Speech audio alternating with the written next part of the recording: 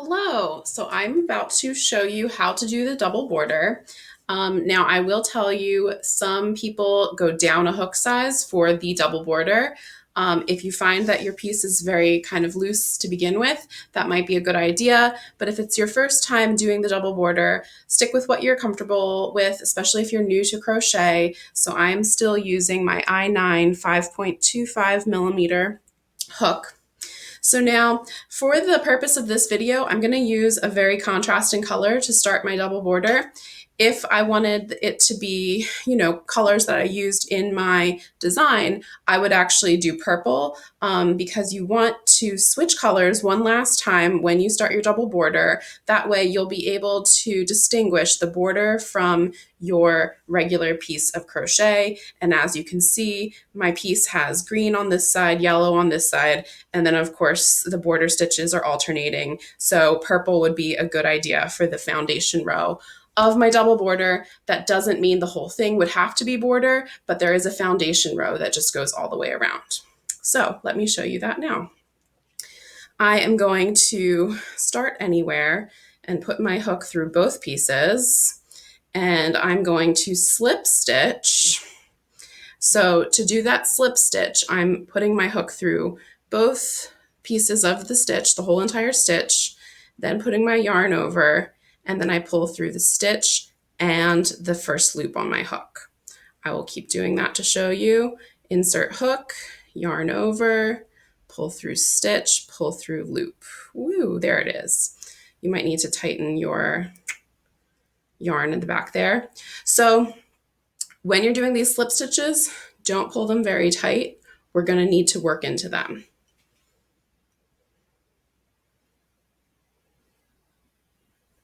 You don't want them super loose either, just comfortable.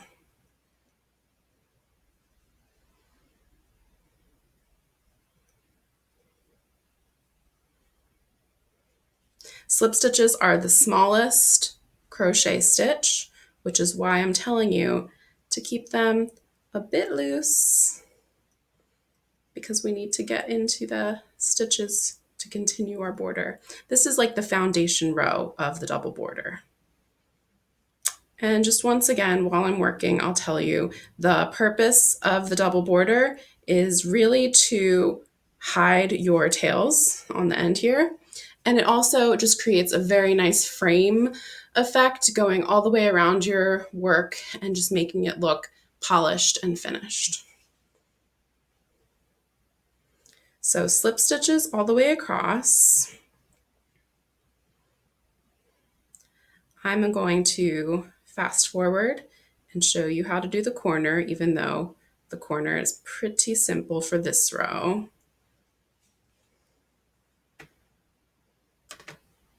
Okay, so I finished the first edge with slip stitches all the way across.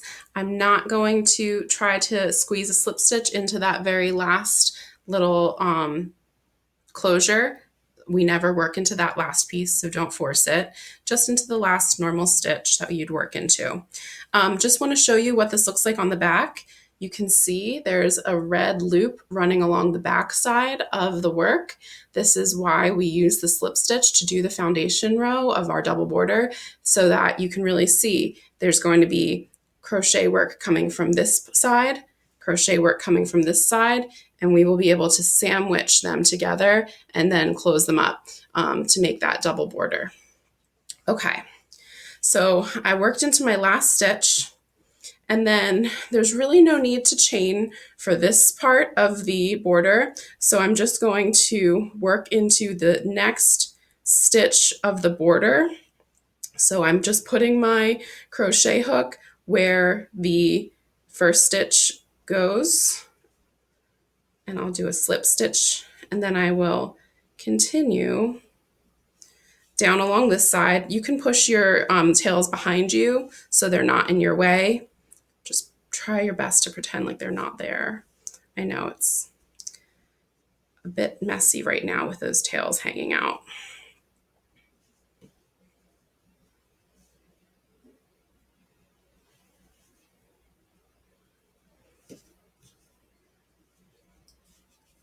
If a tail really gets in the way of my hook, I'm just pushing it to the side. Now, you might not love how that corner looks because you can see some of the work peeking out, but I promise you that will go away when we continue the front side of the double border. It will hide just everything on the edge.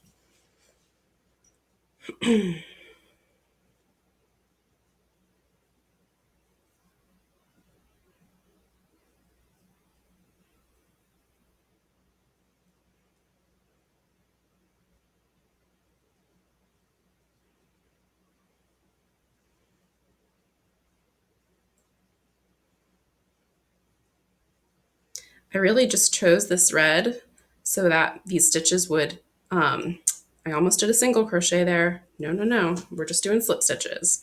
But I really just chose this red because I thought it would show up in the video. But looking at it now, I'm thinking it would probably be very wise and advantageous to always use a new complementary color when starting this foundation row, because the easier it is to see it, the easier it will be to build onto this for the next steps of the border. And even for this row itself, nothing is getting lost in the work. I can really see where my stitches fall. So I really like that.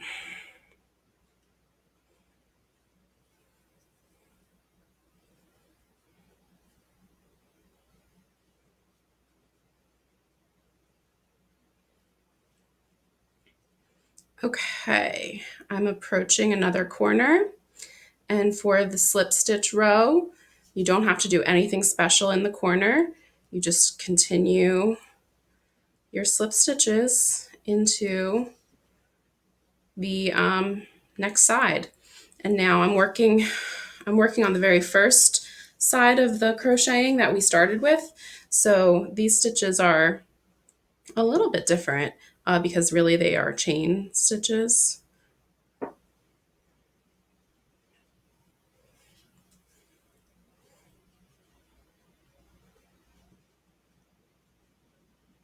Okay, I am going to fast forward. So just make sure you slip stitch all the way around, and then I'll show you how to finish the slip stitch row. Okay, so I worked all the way around, and then I'm just going to go back into the first slip stitch. If I can get my hook in there, I might just go into the next because that first one is more of a join stitch anyways, and I'm just gonna slip stitch the front and the end together. Now I can cut it and move on to the next row. Okay, I actually don't have to cut my yarn if I am working with the same color, which I am. If you were to change colors, then you could cut it here and then pull your tail through and just tighten it right there. So for the next row, I'm going to chain 2. This is a trick from Tina. Typically, when you start a round of double crochet, the instructions on most patterns say to chain 3, and that serves as your first double crochet stitch. Tina says 2. I kind of like 2 as well, so that you don't have any weird gaps or stitches that are different sizes in your work. So this will be a little bit smaller, which is fine. So chain 2, and that serves as your first double crochet stitch. Yarn over. Now we're just Ooh, I'm supposed to be working on the back. Yay, I'm so glad I noticed that. Okay, we're working on the back side here. And I think all of these tails are supposed to be up. Well, it shouldn't matter too much. I'm just going to pull them up. They will get sandwiched in this border either way. Okay, so you're working with the striped side of your crochet facing you. You chained 2. Now we're going to have to go into the back of your slip stitch.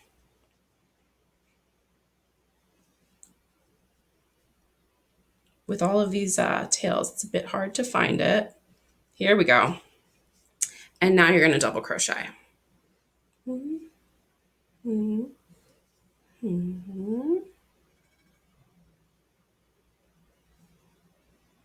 I want to do that again. I got a little confused there. Double crochet. Okay. Yarn over. Let's go into that slip stitch. Yarn over, pull through 1, yarn over, pull through 2, yarn over, pull through 2. Okay, there we go. Now I'm going to keep doing that. I like to use the hook part of my crochet to really open up that slip stitch piece because it is hard to get into the back side here. It's not as hard on the front, but it's quite hard getting into the back side slip stitches. There we go.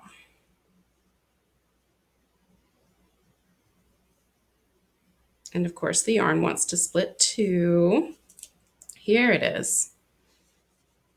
Nope. I just got part of the yarn there. Okay. Yarn over 1, yarn over 2, yarn over 2. So yes, the tails are tedious for now, but you know, the more work and effort you put into your blankets, scarves, whatever you're making, you know, the more valuable your item would be. That is what Tina would say.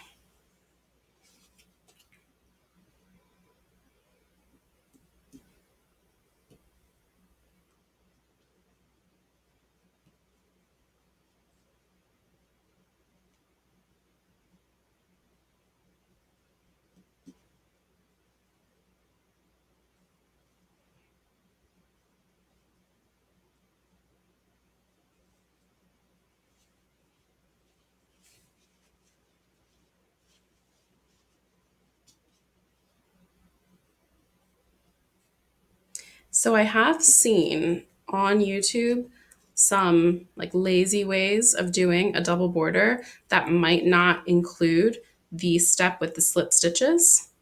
So there are other ways of going about it. If you find a way that you love and that you really think works, or if you make up your own way, I'm all ears. I'd love to know what works best for you. But I think, you know, once you've dealt with these ends for a little while, it just becomes par for the course.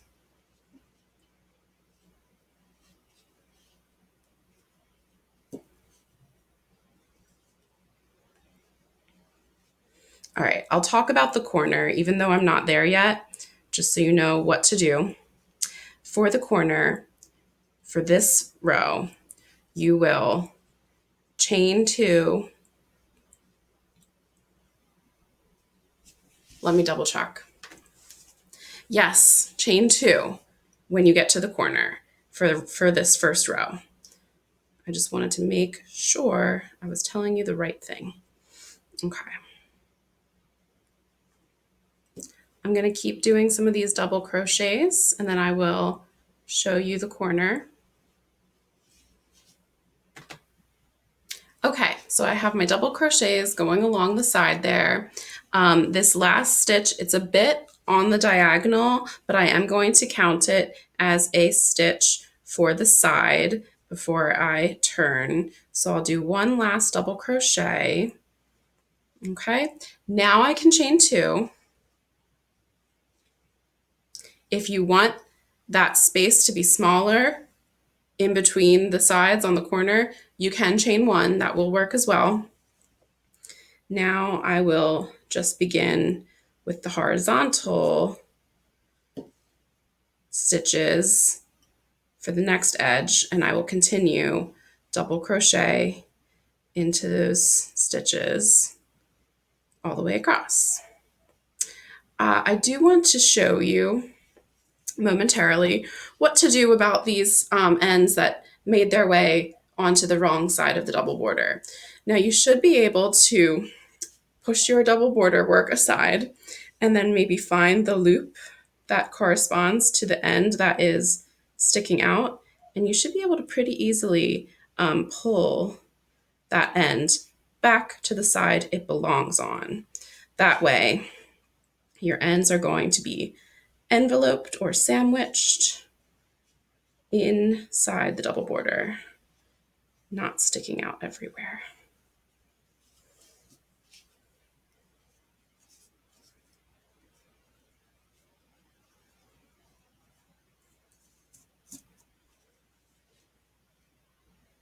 And if any of these ends are being really stubborn, I could always grab a smaller crochet hook and I could pull them back through using a tiny crochet hook. That can be very handy. But I got them. All right, I'm going to pause and I'm going to keep crocheting around. Remember, it's double crochet into all of these slip stitches, and then when you get to the end, 2 chain, and then double crochet all the way down, 2 chain, double crochet all the way across, and then I can show you how to end with a slip stitch. Okay, so I have done my double crochets all the way around, working into the back of those slip stitches. I will tell you that that last stitch was difficult to get into. I had to use my thumbnail to really slide the stitch onto my hook. But now that I've done it, I'm on a corner, so I will finish with my chain 2, and then I will find the top of the chain 2 that I started with, and I will do a slip stitch to just join the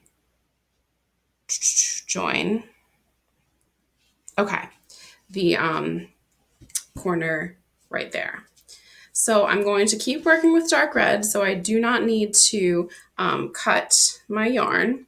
We're going to do another row of the double crochet, but for the second row of the back side of the double border, we are going to do something different in the corners. So it's going to be a double crochet, just working into both sides of the stitch.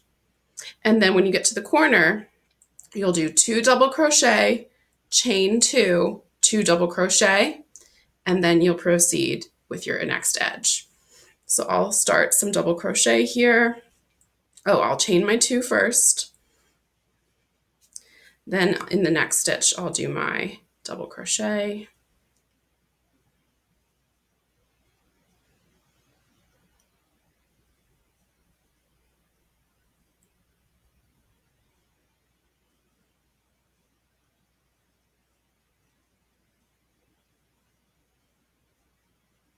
Now you can make your double border thicker by doing more than 2 rows of this double crochet, but it does take a lot of yarn. So just consider that when you decide how wide to make your double border.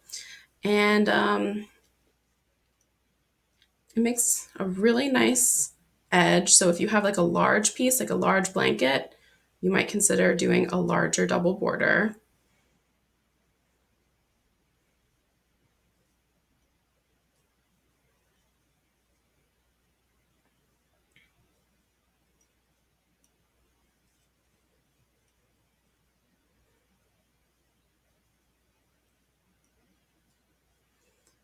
I'm going to keep going so I can show you the corner in case you would like to see.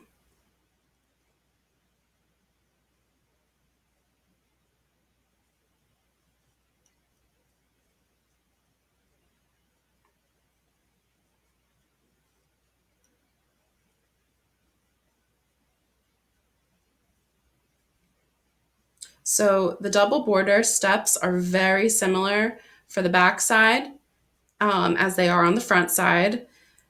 On the front side, it just looks a bit different because you have a choice if you want to work through both of these loops on the front side, or if you just want to pick up the back loop there and leave a little bit of the red showing.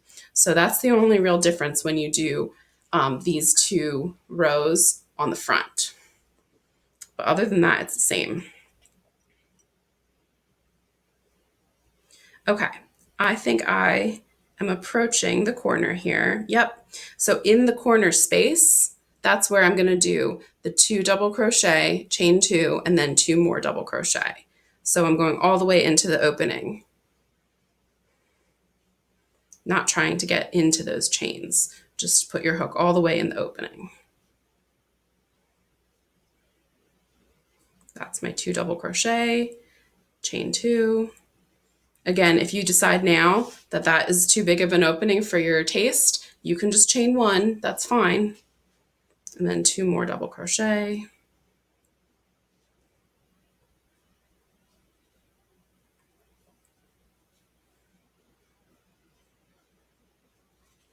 Okay, so I'm going to continue, and so should you, doing double crochet to the next corner, chain 2, 2 double crochet, chain 2, 2 double crochet in the next corner, and we'll do that all the way around. I'm going to cut this video short because they do take a long time to process, but I will be sure to include written instructions, and if needed, I will do a video repeating these 2 rows on the front, and then you can join both pieces either with slip stitch or single crochet, whatever you're comfortable with for joining.